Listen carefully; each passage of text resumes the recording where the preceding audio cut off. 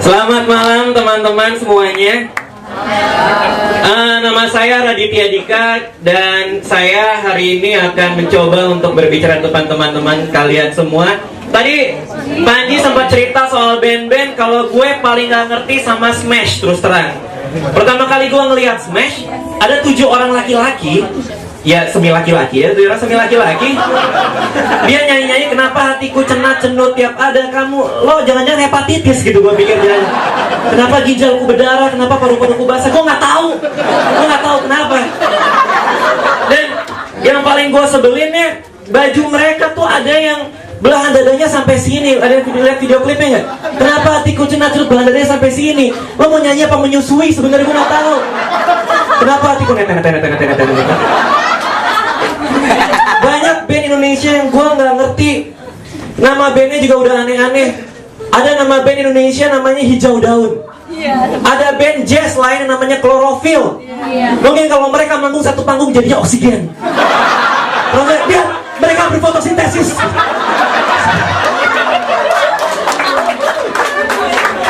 Di antara band-band Indonesia, gue bersyukur Andika ditangkap.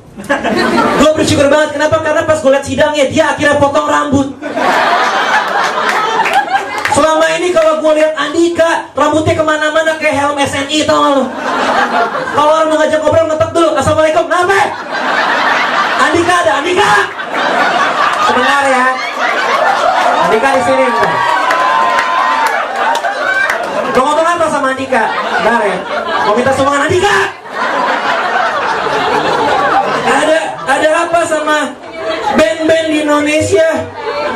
Semua di Indonesia tuh aneh. Iklan Indonesia aneh-aneh. Iklan sampo semuanya sama. Cewek cantik rambutnya panjang masuk kamar mandi, sampoan bahagia. Gue kalau di rumah sampoan gak pernah sebahagia itu gue. Gue kalau sampoan diem. Ada gue gedor-gedor, abang cepetan diam. Abang belum selesai. Bentar abang bilas dulu. Iklan sampo aneh semuanya. Yang paling aneh iklan sampo yang paling baru yang sekarang udah nggak ada, iklan Sunsil. Gue bersyukur gara-gara iklan itu gue takut pakai sampo. Iklannya kayak gimana? Iklannya kayak gini. Cewek cantik masuk kamar mandi, taruh sampo di kepala, bahagia. Tiba-tiba dia ketok pintu kamar mandi, tok, dia diam. Dia keluar kamar, dia buka pintu, gue yakin lo tau iklannya. Dia buka pintu, ada siapa di depannya? Ada Ariel Peter Pan. Tau gak iklannya? Dia bilang ini, buka pintumu buat aku ya kan? Terus dikasih kalung.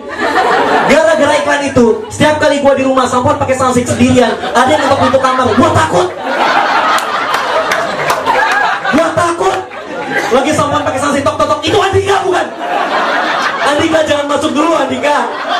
Buka pintu Andika, sabunin.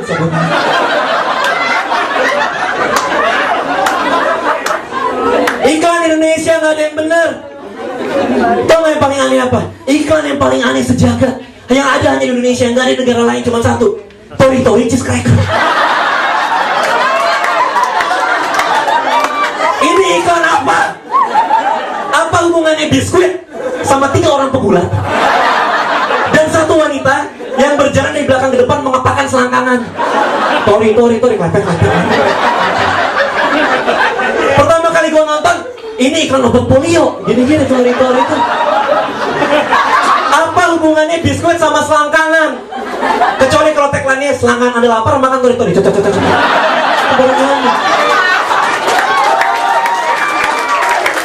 Apa hubungannya?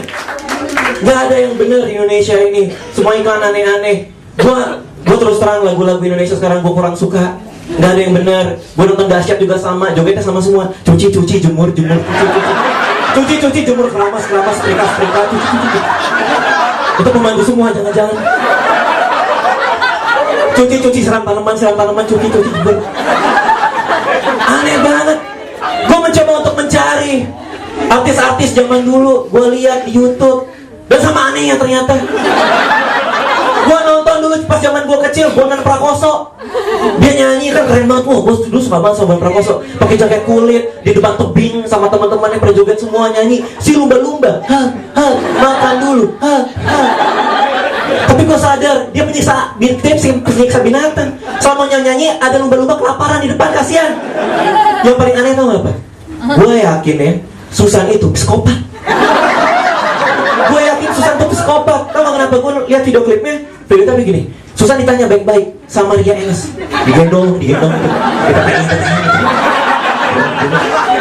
Digendong ditanya sama Ria Enes baik-baik. Susan, kalau gede mau jadi apa? Susan diam, matanya kosong dia.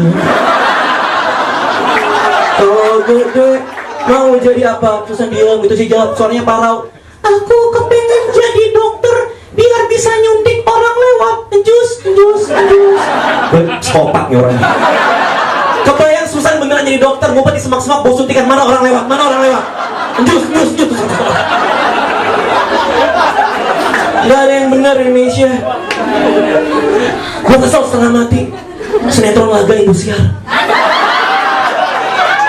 Tiba-tiba siang-siang ada orang naik elang. Adegannya gimana? Ini gue yakin bener. Lo lihat, ini waktu itu gue lagi sakit di rumah, gue nonton adegannya kayak gini. Ada bapaknya lagi sakit. Anaknya datang. Kenapa bapak? Anakku bapak sakit. Iya, saya tahu bapak. Soalnya bapak batuk. Setiap kali sinetron pasti ada yang batuk, dia sakit. Iya, belikan bapak obat. Belikan bapak obat di mana? Di pasar. Baik, aku pergi. Dia keluar rumah, dia ngapain? Dia naik elang. Naik elang beli obat. Emangnya di pengkolan nggak ada ojek? Emangnya di pasar ada parkiran elang? Kagak ada. Ngapain? Banyak hal yang gue sebelin. Gue sebel sama sistem perpacaran Indonesia. Ada disparitas gender yang terjadi antara cowok sama cewek. Cowok harus selalu nembak duluan.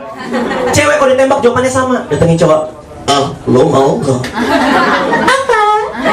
Mau gak jadian sama gue? Gue suka mau gak? Jawabannya sama. Pikir-pikir dulu ya. Berapa lama? 3 bulan. Mau ngapain pikir-pikir 3 bulan? Soal istiqarah tiap malam ngapain? Kalau udah jadian kita disiksa. Kalau udah jadian sama cewek akan memaksa kita untuk mengingat semua tanggal. Semua tanggal yang penting. Tanggal hari pertama kali main ke rumah, pertama kali nonton bareng, pertama kali jadian 3 bulanan, 3,5 bulan, 2 bulan, 3 hari, 6 minggu.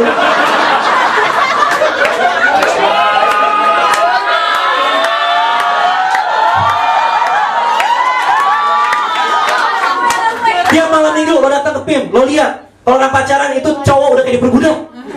Cewek di mana? Cewek di depan jalan. Belanja. Cowoknya di mana? Di belakang kayak budak. Kita kapan pulang sayang? Oh iya sayang. Tiap hari Minggu lo cek di salon-salon. Cewek-cewek di mana? Berjejer, dikeramasin, dikerimbat. Cowok-cowok di mana? Di depan kasir sama cowok-cowok lain. Dia nungguin. Kamu udah berapa lama? 3 hari. Sabar.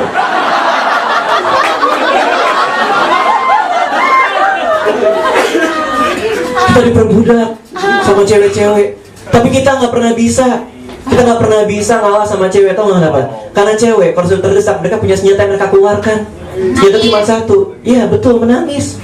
Gue kasih tau aja sekarang di sini, cowok nggak pernah ada yang tahan ngeliat cewek nangis. Bukan karena kita so gentleman, bukan karena kita baik hati, tapi cowok nggak ada yang tahan ngeliat cewek nangis. Karena cewek kalau nangis itu jelek, nggak tahan. Lo lihat perubahan muka dasar dari cewek, biasa aja diam gitu, dan menangis. Kalau cewek nangis, matanya jadi gede, hidungnya bongkak, lalu lihat cairan dari hidungnya, dan mereka mencoba untuk berbicara.